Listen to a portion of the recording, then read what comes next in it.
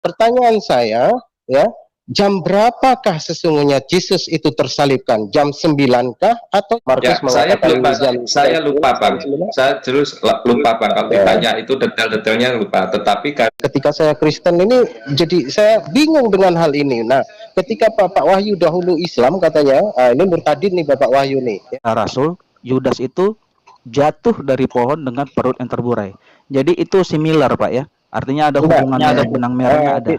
Kayafas itu memberi uang, memberi 30 sikal emas perak untuk menyerahkan Yesus dan mengatakan bahwasanya dia ada di Bukit Getsemani. Jadi uang itu setelah diterima Yudas, penyalipan dilakukan. Dan masalah kematian apalagi kan begitu. Bacakan ini. Yudas telah membeli sebidang tanah dengan upah kejahatannya. Lalu ia tertungkup dan perutnya terbelah sehingga semua isi perutnya tertumpah keluar. Hal itu diketahui. Ya udahlah, kita cut aja kalau Anda tidak mau mendengar jawaban. Kita silakan yang lain. Kita cari teman-teman. Ya sejak awal dialog kita jelaskan. Nah, bahasa-bahasa muslimmu itu udah keluar. Biar jadi pengajaran lah bagi kalian. Jangan disangka kami semua bisa diam, kawan. Kalau adakah aku pernah mengucap kau dulu-dulu? Tidak pernah. Tapi apa kau bilang? Allah Ali itu paling juga Musa itu nanti paling keluar kata-kata kotor yang keluar. Nah iya, jangan memframing, langsung tanya aja. Barbar kali muslim ini ya, barbar kalau nggak ada dengan apa yang Allah sampaikan. Jangan jadikan mereka pemimpin maupun kawan kalian, karena sesungguhnya mereka itu tidak akan pernah ridho sebelum kalian menjadi pengikut mereka dan menjadi kaum mereka.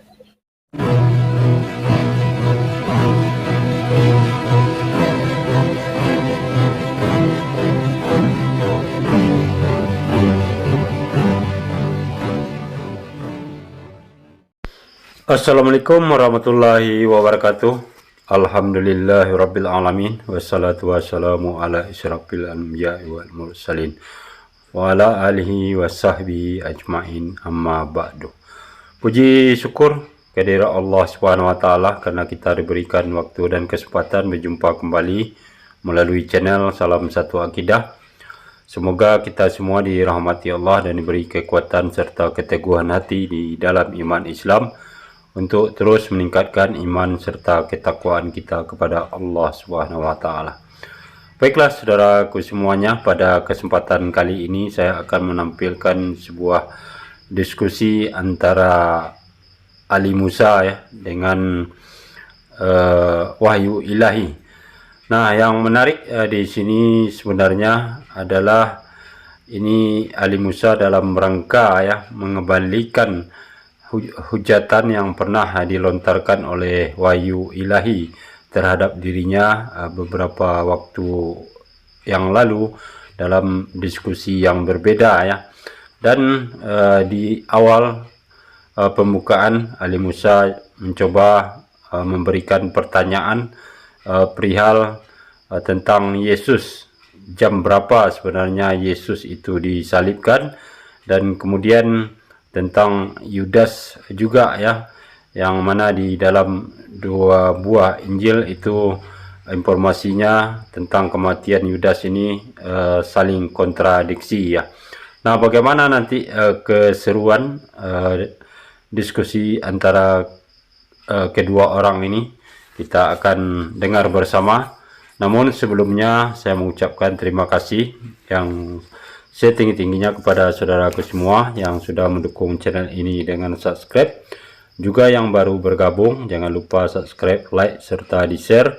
Begitu juga kita dukung semua channel Islam untuk terus mementeng umat dari upaya pemurtadan serta penangkalan akidah umat Islam. Langsung saja kita simak videonya. Selamat menyaksikan.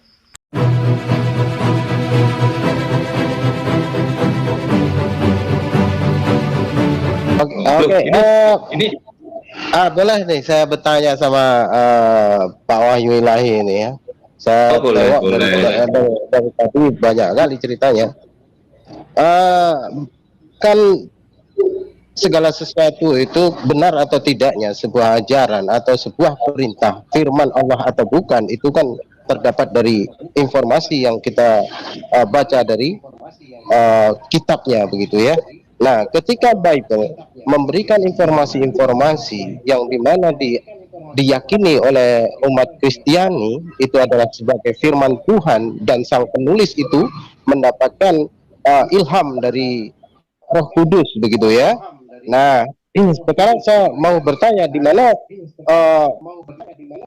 ketika peristiwa penyaliban sajalah ya. Peristiwa Sebentar, penyaliban. sebentar. Yang lain tolong mic-nya dong dimatikan, Mbak. Bergaung nih.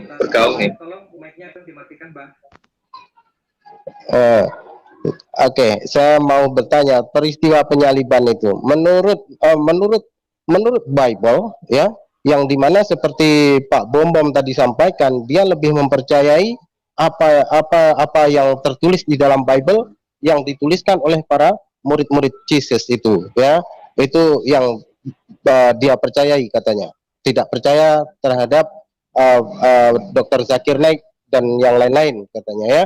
Nah, ini sekarang pertanyaan saya ya, jam berapakah sesungguhnya Yesus itu tersalibkan? Jam 9 kah atau jam 12 yang di mana Yesus itu disalibkan? Monggo. Ya, kalau kita mau, karena kan memang pertanyaannya mendadak ya Bang ya. Rokoknya jos sekali. Cus, kopinya Bang, jangan lupa. Ya, tentang penyaliban itu kan sudah ada ya, dibaca di Matius ada, di Markus ada, kan gitu. Ada 4 Injil itu jelas ada Bang ya. Jadi memang jamnya apanya saya nggak hafal ya Bang ya, tapi di situ tertulis kok, bisa dibaca semua ya Bang ya, karena memang topiknya tidak membahas tentang itu, tetapi jam waktunya ada kan. Siapa itu si Petrus kan pada waktu Yesus ditangkap kan ya, menyangkal 3 kali kan itu ya. Nah itu kan adalah waktu-waktunya. Waktunya jam 9 kan tertulis di situ ya, ketika Markus ya, saya lupa Bang, 9. saya terus lupa Bang, kalau ditanya itu detail-detailnya lupa, tetapi garis besarnya ada Bang ya, jam-jam apanya itu di Alkitab menjelaskan. Oke, ya, jadi sudah jelas tidak Pak Wahyu. Mohon izin menambah Kalau kita buat sesi khusus untuk kedua narasumber ini, supaya ada persiapan bahan tentang bahannya.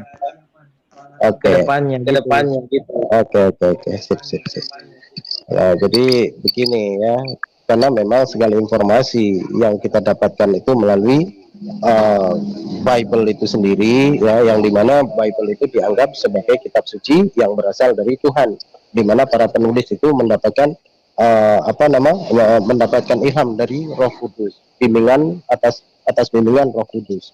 Nah, namun di sini banyak sekali terdapat di dalam Bible itu sendiri ya, dimana Markus, Matius, Lukas, Yohanes ini cenderung banyak tidak ada kesamaan, banyak yang cenderung banyak yang kontradiksi begitu ya. Jadi ini baru satu ya peristiwa penyaliban, belum yang lain-lain. Tentang perihal masalah kematian Yudas ini, apakah Yudas itu mati gantung diri kah atau mati jatuh terlungkup, perutnya terbelah itu. Jadi di sini banyak sekali yang sebenarnya yang menjadi ganjalan hati saya ya, ketika saya Kristen ini, jadi saya bingung dengan hal ini. Nah, ketika Bapak Wahyu dahulu Islam katanya, ini murtadin nih Bapak Wahyu nih ya, Bapak Wahyu ini murtadin dan dapat pahami isi Bible itu, maka saya akan bertanya tentang hal itu. Oke. Boleh saya menjawab Pak? Boleh saya tes. Oke, silakan membantu Pak Wahyu. Suara saya dengar ya Pak? Suara saya dengar ya? Bang siapa ini ya? Bang Ali Musa ya ini ya? Matiin dulu Bang mic-nya Bang, biar nggak gaung. Ya, silakan Pak. Suara saya dengar Pak ya? Oke. Terima kasih Pak Musa. Pertanyaannya bagus Pak Musa ya. Jadi sesuai dengan pertanyaan Pak Musa, apakah Yudas itu digantung, matinya itu digantung, atau khususnya perutnya terburai jatuh gitu ya dari pohonnya. Jadi begini Pak, sesuai dengan Injil Sinoptik, itu kisah Yudas itu tercatat gantung diri setelah dia mengkhianati Yesus. Dia membuang 30 keping emas perak itu dikembalikan kepada para imam-imam Jadi dia melakukan gantung diri. Jadi pada peristiwa penyaliban Kristus itu setelah Yesus menyerahkan nyawanya terjadi gempa, Pak, gempa bumi. Jadi tercatat di kitab para rasul, Yudas itu jatuh dari pohon dengan perut yang terburai. Jadi itu similar, Pak ya. Artinya ada hubungannya, ada benang merahnya ada. Tidak kawan. Bentar, Pak, biar saya jelaskan. Anda kan bertanya. Biar saya jelaskan. Tapi Ya, jangan sebentar ya. saya bertanya, tolong. Iya, tapi tolong Anda jawab dengan sesuai dengan yang tertulis. Jangan Anda Iya, tambah-tambahin. silakan saja Bapak ya. buka nanti di Kisah Para Rasul dengan Injil sinoptik. Bahwasanya Yudas itu gantung diri. Bahwasanya Yudas itu gantung diri. Dan di Kisah Para Rasul itu Yudas itu jatuh dari pohon itu dengan perutnya terbelah, terburai. Khususnya, Bang Musa matiin mic-nya Bang Musa satu-satu. Oke ya. Jadi bukan karena itu berbeda kisah, Pak. Itu ada hubungannya. Yudas melakukan gantung diri di pohon, terus dia jatuh akibat dari gempa bumi tersebut. Oke, sudah ya. Ini sudah dijawab bentar ya. Bentar, Pak. Bentar, Pak. Kan tadi kan ada pertanyaan yang pertama nih tentang penyaliban Kristus. Ya, oke, lanjut. Satu ini saja dulu. Ini belum selesai, kawan. Masalah pengantungan Bukan ini. kawan. Karena pertanyaan kawan kan belum selesai nih, masih satu. Iya, selesaikan. Iya, yang ini selesaikan dulu karena perihal masalah pembelian tanah Priok itu menurut Markus dan Kisah Para Rasul ini berbeda, ya. Ketika Silakan dibuka ayatnya, Pak, kalau berbeda. Nah, nanti saya tunjukkan di mana Markus itu Matius mengatakan bahwasanya Yudas itu membeli sebidang tanah, namun di Kisah Para Rasul itu yang membeli tanah itu adalah yang saya lupa ya, tidak ada anunya, tapi yang jelas di dalam Matius itu Yudas membuang uangnya, ya. Oke, Ya saya kan? paham. Saya paham pertanyaan Bapak. Saya paham. Terus yang membeli tanah darah itu adalah tua-tua, tapi di Kisah Para Rasul yang membeli tanah itu, ya, dengan duit hasil menjual Tuhan itu, ya, itu Yudas sendiri yang membeli tanah gitu. Hebat juga ya, Tuhan bisa dijual. Yuk, oke, lanjut. Oke ya, saya jawab, Pak. Yang pertama, ini kan tentang masalah Yudas gantung diri itu sudah clear, tidak ada sanggahan dari Bapak. Sekarang Bapak mempermasalahkan tentang 30 sikal perak. Jadi saya jawab, Pak. 30 sikal perak yang diterima oleh Yudas itu diterima dari para imam-imam besar. Itu dari Kayafas, Pak. Kayafas itu memberi memberi 30 sikal emas perak untuk menyerahkan Yesus dan mengatakan bahwasanya dia ada di Bukit Getsemani. Jadi uang itu setelah diterima Yudas, penyaliban dilakukan, berlangsung, Yudas menyesal, dia kembali kepada imam-imam tersebut dan mencampakkan uang itu, Pak. Jadi Yudas tidak bertanggung jawab lagi tentang uang itu, tapi uang yang dipungut itu diambil oleh para imam-imam untuk membeli sebidang tanah, Pak. Jadi tanah itu menjadi tanah yang terkutuk gitu. Oke, Yang dikisah, bentar, Pak, bentar, belum selesai, Pak. Biar Bapak memahami secara utuh, Pak. Biar nggak gaung. Nah. Jadi biar Pak lanjut, ini Pak. memahami secara utuh. Ya, jadi di Kisah Para Rasul yang dituliskan oleh Lukas, itu Yudas sudah meninggal, tidak ada kisahnya lagi Yudas itu hidup, Pak, untuk membeli tanah tersebut. Jadi mohon maaf kepada Bapak yang tidak memahami Alkitab, tolong jangan menyimpulkan tapi bertanya, Pak, gitu ya. Di Kisah Para Rasul itu Yudas tidak lagi hidup, Pak. Karena Kisah Para Rasul itu yang menulis Lukas. Jadi tidak ada ceritanya Yudas membeli tanah lagi, Pak. Tapi di situ Yudas ya membeli sebidang tanah. Yudas membeli sebidang tanah. Ya. Jadi Bukan begini, imam, Pak. bukan imam-imam, bukan tua-tua ya yang Iya. membeli tanah Jadi darah yang seperti itu. saya Tapi, katakan, nah, jadi Ya, yang bentar, Pak. mana yang salah dari kedua ayat ini? Jika mana masalah peristiwa kematian Yudas yang kontroversi ini ya, yang kontradiksi ini, ada yang di ayat lain mengatakan bahwasanya Yudas itu mati gantung diri, ya kan? Tapi di ayat lain dikatakan Yudas mati jatuh telungkup dan isi perutnya terburai, jatuh telungkup. berarti Pak Musa nggak memahami poin yang saya jawab tadi. Iya. Kalau Pak orang Musa, yang coba kalau orang yang bacakan deh. memahami, Mbah biarin Ya, Pak kalau Musa orang yang supaya Anda tidak berandai-andai, bacakan ayatnya, terus kemudian apa aja biar dijawab ya. Jadi enak Pak. Kalau Anda ngutip-ngutip tanpa dibacakan ayatnya bingung nanti kita Pak. Injil itu Iya, kan? terbuka kok Pak, dibaca boleh, nggak masalah. Iya. Nggak perlu Iya, wudu betul. Pak, nggak perlu wudu, baca aja lah. Iya, makanya makanya yang saya pertanyakan ya, kalau memang Yudas itu matinya itu gantung diri ya, otomatis di dalam kisah para rasul itu juga gantung diri ya. Nah, ketika Yudas itu di Matius itu mati gantung diri dan melemparkan duit hasil menjual Tuhan itu tadi dicampakkannya, ya kan? Lalu diambil tua-tua untuk membeli sebidang tanah. Namun di kisah para rasul, tanah itu yang membeli Yudas, dengan Yudas sendiri yang membeli tanah itu, gitu. Jadi di sini bacakan Bang, supaya enak. Kalau untuk membacakan, saya kebetulan tidak ada wifi lagi ya. Jadi saya pakai Ya sudah paket. begini. Jadi kebetulan saya tidak menyimpan Bible untuk saat ini. Oke, lanjut. Ya. Oke, biar saya jelaskan ya Pak ya. Mohon maaf. Sebentar Pak, Pak, ya. saya sampaikan Pak Musa supaya tidak dialog yang nggak karuan. Tadi Mbah sudah menjelaskan, terima nggak terima ya karena Anda nggak bawa data ya harus terima karena memang apa yang disampaikan Mbah itu berdasarkan datanya beliau. Ya. Ganti tanya yang lain, enak. Datanya ada di kisah para rasul dan Matius itu tadi, cuman ayatnya letaknya Ya, di mana saya lupa. ayatnya. Jadi enak per ayat, jadi kita bisa menelisik dengan pasti Pak. Oke, kita kelas ya ini ya.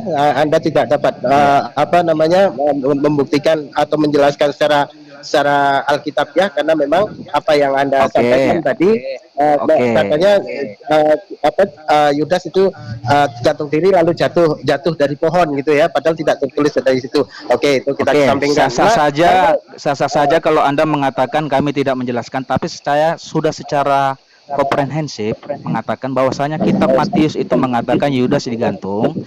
Jadi pada waktu peristiwa penyaliban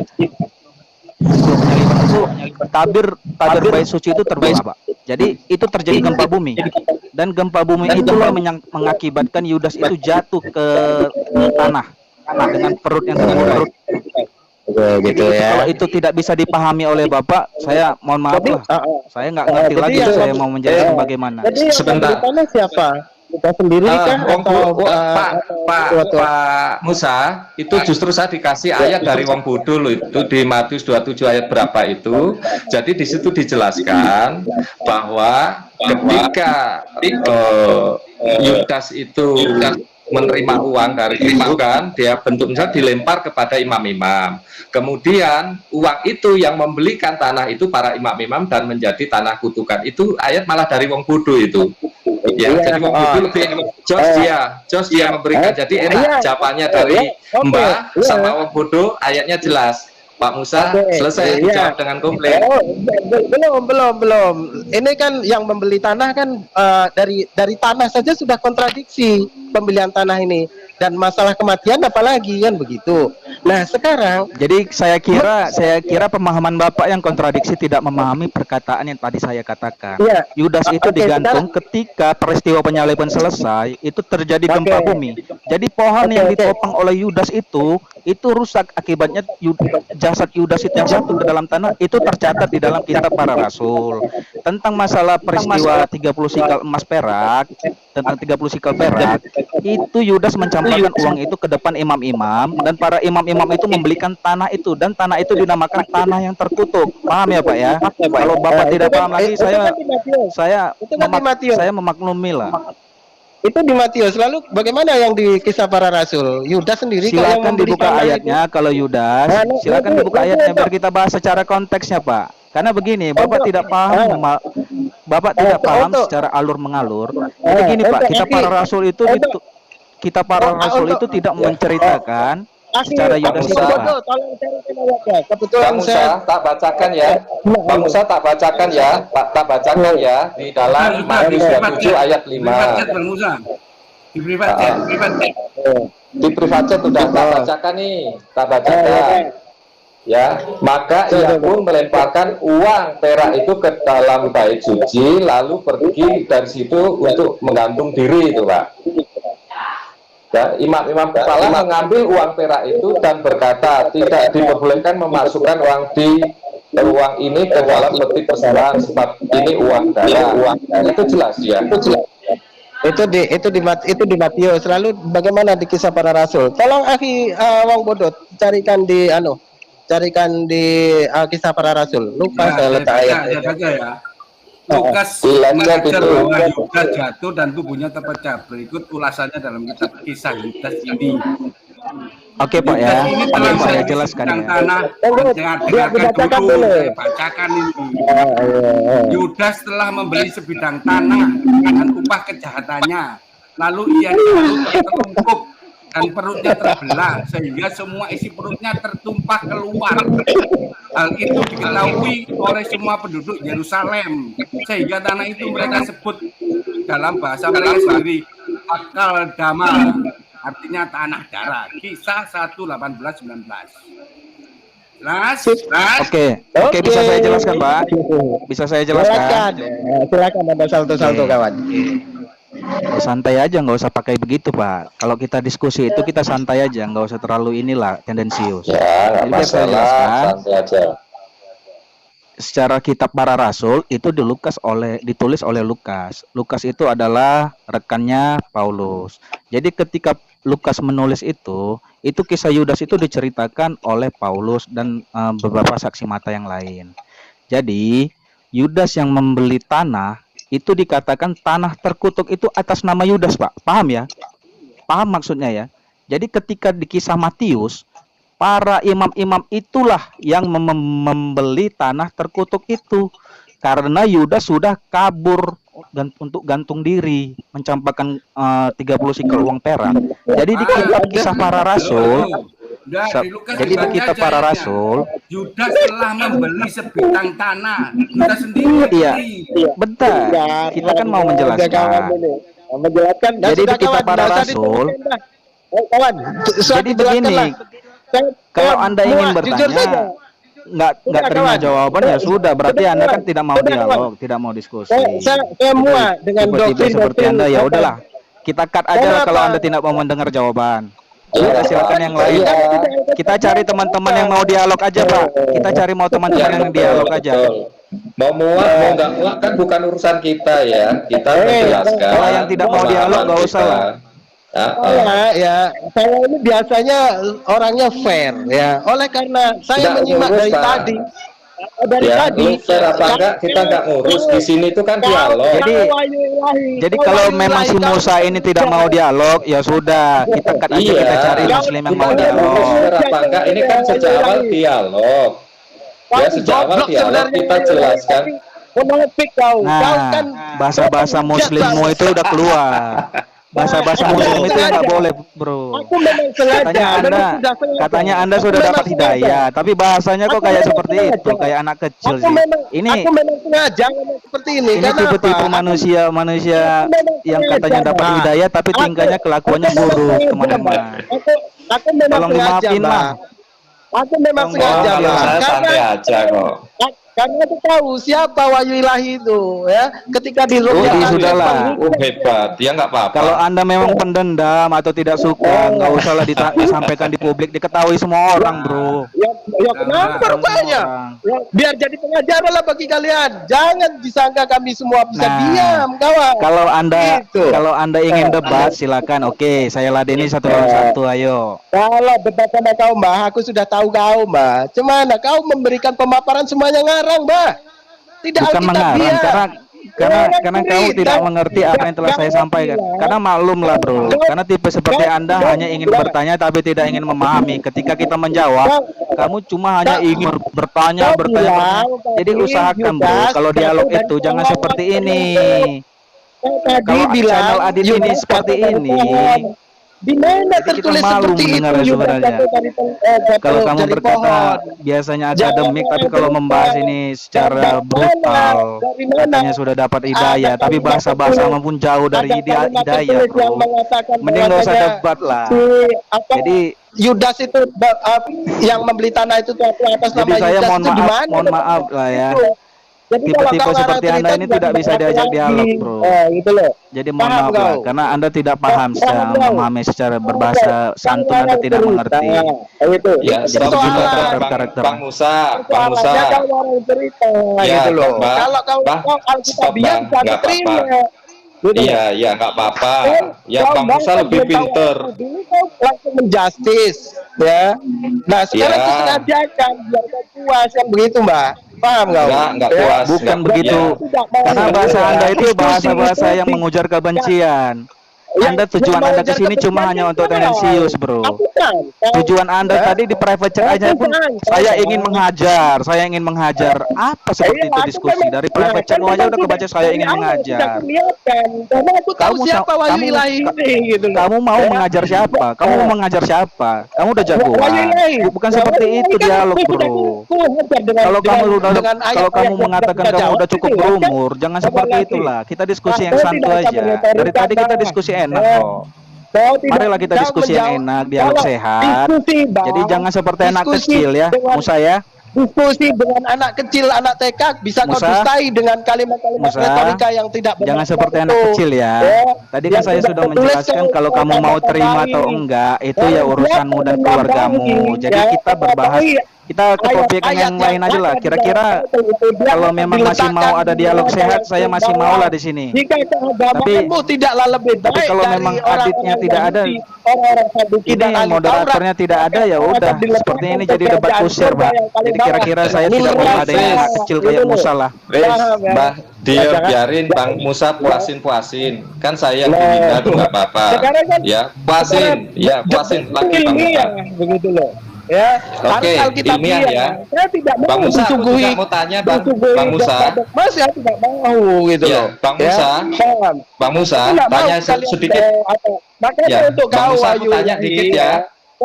Kalau kau debat, jangan pula kau munafik ya. Di rom kafir kau sesamamu ya, kau menghujat itu loh. Adakah aku pernah menghujat kau dulu-dulu? Tidak pernah. Tapi apa kau bilang? Alah, Ali itu paling juga Musa itu nanti paling keluar kata-kata kotor yang keluar. Aku belum Lah, ngomong bener kan? sudah kau ngomong itu. Padahal aku tidak Nubuatanku ngomong apa-apa. terbukti. Gitu loh. Ya setelah kau ngomong begitu Ya sudah. memang aku sengaja Ya sudah, begitu. Gitu loh, Bang Wahyu Musa. Ilahi. Jadi kau kan ngaku murtadin juga, tapi tidak tahu ayat-ayat Al-Qur'an, ya kan? Nah, bagaimana kau bisa dikata seorang muslim yang dahulunya muslim? Gitu Ya, loh. makanya aku mau Apa tanya yang nih, kau Bang. sampaikan semuanya retorika, gitu loh. Bang Musa, aku mau tanya Jadi semuanya nih. apa yang kalian sampaikan itu hanyalah sebuah karangan cerita yang kalian buat-buat sendiri, tidak sesuai dengan apa yang tertulis di dalam Bible itu sendiri. Ya, bukankah Bible itu menurut kalian ya adalah firman Tuhan yang ditulis oleh para rasul, ditulis oleh para murid-murid Yesus yang dimana penulis itu diilhami oleh Roh Kudus, ya. Padahal jelas di situ ya tidak ada sekalipun dapat dijumpai ya di mana ada Markus, Matius, Lukas, Yohanes itu menulis, melainkan di Lukas 1 ayat 1 itu Udah jelas. ceritanya gantian. Ya. Aku tak mau tanya Bang adalah Musa. kumpulan-kumpulan dan mereka menuliskan Aku lalu pengen tanya membukukan. nih Bang Musa. Ya, Bang Musa kan dapat kesimpulan, hidayah, gitu loh. terima Ya. Al-Qur'an. Ya, Bang Musa Loh, kan dapat hidayah, jadi- terima Al-Qur'an. Betul ya Bang Musa Jadi ya? jangan berretorika debat denganku gitu, dan harus Iya. jujur, jangan mengatakan orang seperti orang pemakan babi itu cerdas. Kata siapa ya? Bentar Bang Musa. Ya, sudah. Saja. Sudah Bang Musa. Sudah. Bentar, gantian. Dari tadi Bapak bisa itu sih belum ngomong. Kasihan. Oke. Iya kan bisa Idris, saya tunggu loh. Biar Saya adem mau ya. sholat. Saya mau sholat Jadi, juga, ini sudah maghrib. ini- Jangan dulu Bang Musa, aku mau tanya sedikit aja Bang Musa. Sebelum sholat, aku juga benar, turun Pak nih. Wahyu dari tadi ngomong memaparkan. Enggak, mau tanya dulu, aku juga mau turun nih. Aku mau turun, kalau boleh nanya aku. Kalau mau tanya, kalau mau Ayo, tanya silakan turun. nanya, sekalian biasa bicara dijawab Bang Isa Idris nanti. Silakan. Oke, Bang Musa. Yang lain dimut dulu dong, biar nggak gemah. Saya nggak bisa ngemut. Dimatikan. Nggak bisa, bisa. Nggak bisa loh. Oh ya udah. Bang Musa kan dapat dari Kristen ke Islam, dapat hidayah ya Pak ya, Bang ya. Terima Quran, menerima Quran ya Bang ya. Sebagai Langsung pertanyaannya sumber- saja, jangan memframing. Langsung pertanyaannya Iya, saja. Iya kan Langsung mau pertanyaan tanya. saja. Nah iya, jangan memframing. Langsung tanya saja. Barbar kali jem muslim ini ya, barbar kalau nggak ada Adit di sini. Jangan kau kesurupan, Mbak. Barbarnya di mana? Jangan kesurupan lah, Mbak. Kau kesurupan ya kau. Bentar. Kau Musa Ya, cacingan, udahlah. kau belajar berdiskusi lagi lo kau Musa. Ya udah, Jangan teman-teman, keluar, terima Mbak. kasih lah. Terima kasih saya Oke turun, lah, nggak ada teman-teman Aditya terima kok, ya. kasih. Ya, saya mau Ya, turun ya, izin Mbak. pamit Yuk, juga kita Pak. turun, Tuhan Ya, memberkati. terima kasih teman-teman ya. Bapak belur, Allah, makanya jangan suka banyak cerita itu loh ya. Kalau diskusi diskusi katanya lembut, tapi berkata apa tadi, pemakan ini pemakan itu, terus ngamuk. Wahyu Ilahi kan sempat ngamuk tadi. Maka dari situlah ya, saya tidak sedikit pun saya tidak percaya sama orang-orang kafir ini. Ya, karena apa? Saya pernah percaya sama orang-orang Kristen ini ya, waktu itu debat di WA dan menjadi kawan akrab. Ya, menjadi kawan akrab, saling curhat-curhatan, fikol-fikolan, ya kan? Nah, setelah itu, padahal dia sama-sama Batak, ya kan? Sama-sama Batak dengan saya itu. Nah, saya kala itu bersihkan parit, ya, bersihkan parit. Ini apa yang punya rumah baru datang ini? Ya, di screenshot waktu video call. Saya kan badan kan kotor semua. Lalu screenshotan foto itu, ya, foto saya ini diedit sedemikian rupa dan diolok-olok sedemikian rupa di sana. Semenjak dari situlah saya sedikit pun saya tidak pernah percaya sama kafir ini, karena sesuai dengan apa yang Allah sampaikan. Jangan jadikan mereka pemimpin maupun kawan kalian, karena sesungguhnya mereka itu tidak akan pernah ridho sebelum kalian menjadi pengikut mereka dan menjadi kaum mereka. Jadi sesungguhnya mereka itu pengkhianat. Itu. Jadi saya paham betul. Saya cukup sekali itu saja saya didustai, saya dikhianati.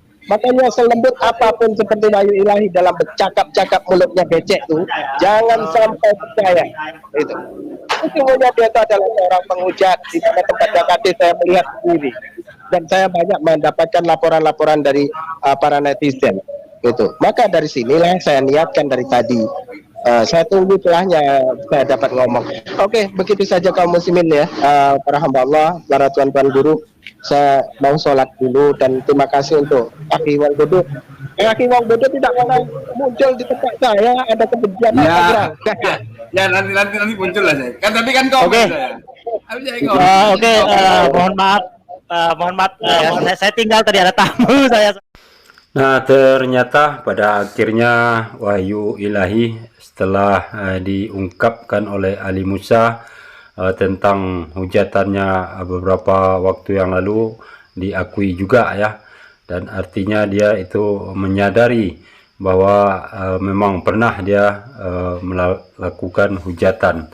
Dan kemudian atas pertanyaan yang diajukan oleh Ali Musa kepada saudara-saudara Kristen ini, jawabannya seperti biasa ya, itu selalu dipenuhi dengan opini serta asumsi ya, dan kemudian tidak sesuai dengan bunyi ayat yang dimaksudkan tersebut.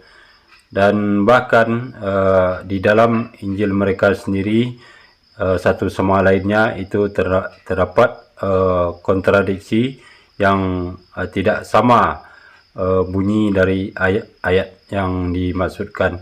Itu sudah dibuktikan tadi oleh Ali Musa ya, dan itu adalah fakta. Nah, demikianlah saudaraku semuanya, dan mudah-mudahan ke depan ya, setiap kali ada perdebatan ataupun diskusi, kita sama-sama berharap supaya tidak ada lagi hujatan atau penistaan terhadap keyakinan yang berbeda ya, sehingga tidak menimbulkan benturan antara sesama umat beragama. Nah, terima kasih atas perhatiannya. Assalamualaikum warahmatullahi wabarakatuh.